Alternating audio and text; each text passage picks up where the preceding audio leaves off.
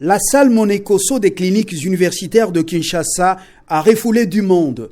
Les étudiants de la faculté droit de cet alma mater et leurs camarades d'autres facultés ont répondu à l'appel de la délégation estudiantine de cette faculté sous l'encadrement du rectorat pour écouter le député national Léonard Chéou Kitundu Lundula sur les enjeux et perspectives de la crise sécuritaire dans l'est de la RDC. Pas de dialogue interne tant qu'une partie du pays est encore sous l'occupation rwandaise et ses supplétifs du M23 et AFC, a déclaré l'élu de Lumumba-Ville devant les étudiants.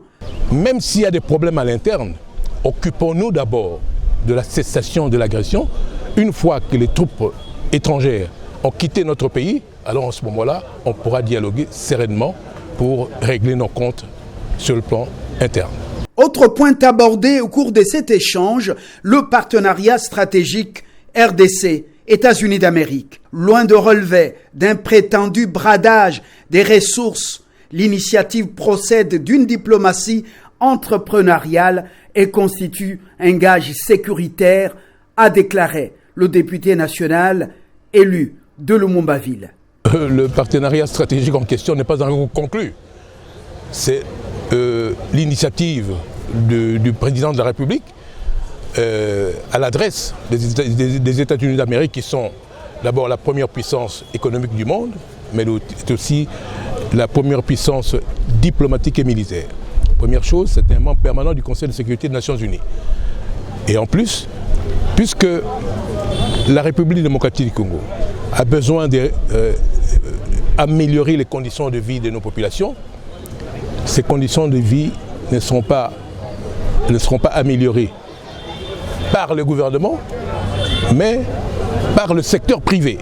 Parce que c'est le secteur privé qui est le meilleur créateur d'emplois décemment rémunérateur. C'est la manière d'autonomiser les Congolais pour qu'ils se prennent en charge et non pas dépendre de l'État. La communication des Chéou Kitundu a trouvé un feedback important dans l'auditorium à travers plusieurs questions d'intérêt national et international posées par les étudiants. Voilà comment il les résume, ce qu'ils ont reçu. À travers sa communication, les étudiants notent avec satisfaction que la crise sécuritaire à l'est du pays ne doit être résolue que par les dialogues.